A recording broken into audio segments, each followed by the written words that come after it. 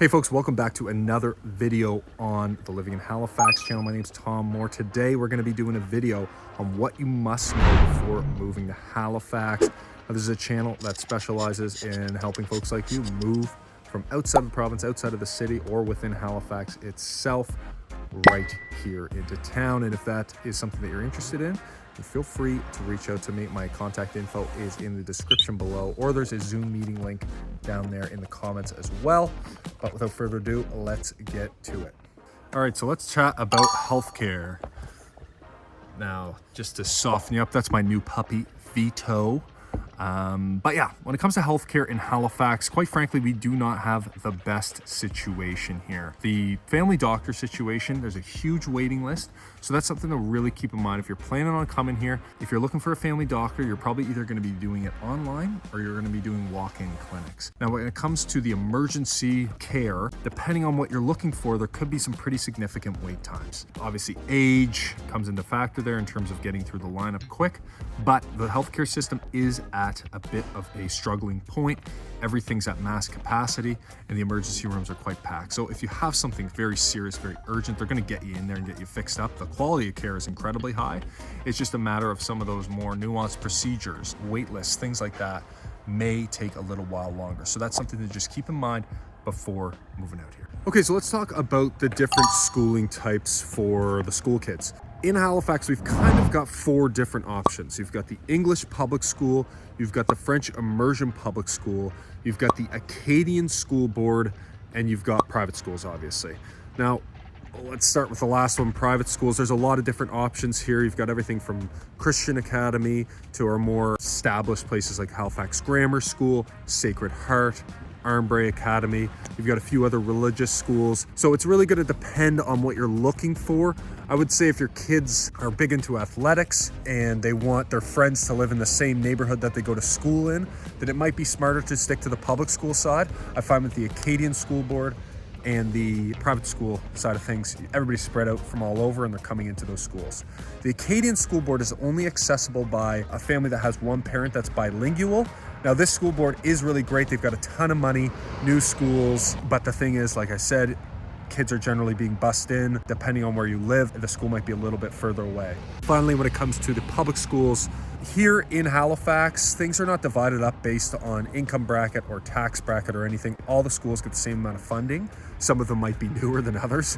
In fact, I've had clients come to the South End where I am right now and see the elementary school, and they've said that it looks horrible, and this would be one of the higher tax brackets. So all the schools get the same amount of resources. The last two options on the public side just depend on what you're looking for your child. Okay, so let's talk about travel options from Halifax, depending on where you want to go. Now, Halifax, you'll notice, is kind of at the edge of the country. We do happen to be the regional hub here, but our international flight options are a little bit limited. We do have international flights to a few places over in Europe and obviously to some larger cities in North America. But generally, if I'm going on a big trip down to, Central South America, Europe, whatever, I may have to fly into Toronto or Montreal and then get on another flight from there. Now, another option is to take the train.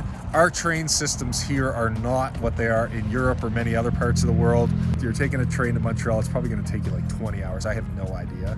And you're pretty much in this kind of, there's not a lot to look at. That's the running joke out here. However, one thing that Nova Scotia does have in the summer is great driving trips. Great, 2-3 hour drives. You're in another province, in a great little part of this province, and the nature is truly beautiful. You've got great beaches, great forest options, tons of freshwater lakes to swim at. So in the summer, in the fall, in the spring here, your local options for travel are great. However, when it comes time to make a trip to somewhere a little bit farther, you might get lucky and be able to get a direct flight, or you may have to end up going to Toronto, Montreal, maybe New York, and then hopping on a bigger plane. Okay, so let's talk about outdoor options in Halifax. So we'll, I guess, talk about in the summer versus the winter. Summertime in Halifax is incredibly hard to beat. Me and my friends all say this, obviously we're biased, but you've got the great outdoors within 20 minutes kind of downtown if you're looking to be at a beach or a lake. But however, if you're downtown, you're literally on the waterfront. So you've always got something outside to do very close by. It really just depends on what you're looking for. You can be into surfing, windsurfing, hiking, mountain biking, swimming in fresh water, swimming in open water, sailing, all kinds of stuff that the Maritimes have to offer. And this can be done basically in the fall and in the spring as well. Now in the winter time, you'll find that things get a little quieter here.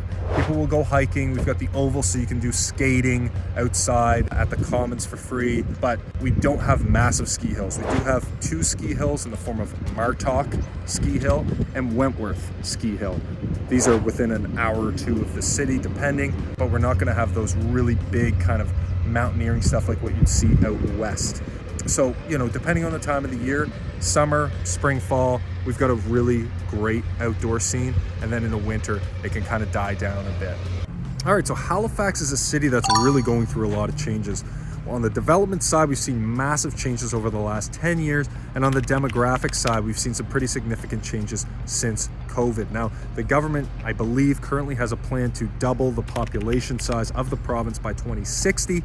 We'll see how that works out. But regardless, it seems like there's going to be a population push out here, which a lot of it will be located in Halifax. Now, the interesting thing about this is Halifax is kind of primed to become a big city once we deal with some of our transportation issues and obviously bottlenecks in other aspects of our socially funded parts of the world. But Halifax, you know, it is an interesting time to be here. There's a lot of money kind of flowing out this way. A lot of people looking to start new out in this part of the world. And we're strategically located to both the States as well as Europe when it comes to trade. So it's an area that is primed for a lot of development. There's a lot of big projects that are on the go here or have been proposed. And it'll be very interesting to see where the city goes over the next couple decades.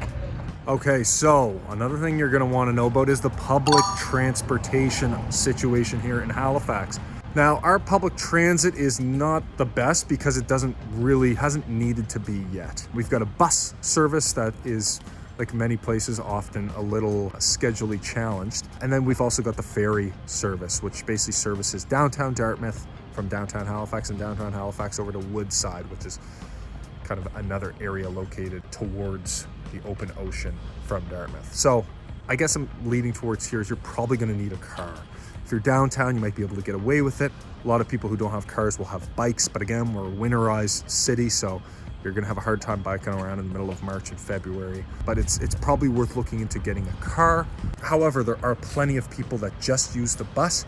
Just something I wanted to bring up, where our transit system, we don't have subways, so you're going to be relying on primarily either bus lines or maybe the ferry. Well, folks, I hope you enjoyed this video on what you must know before moving to Halifax. Obviously, this isn't an exhaustive list, but it's a good place to get you started. And if you have any other questions about Halifax or living here or anything like that, then feel free to reach out. My contact's in the information below, and there should be a meeting link down there for a Zoom meeting with me as well. But other than that, without further ado, have a great day. And if you did enjoy this video, please be sure to like and subscribe. We'll be coming up with another one of these next month. All right, have a good one.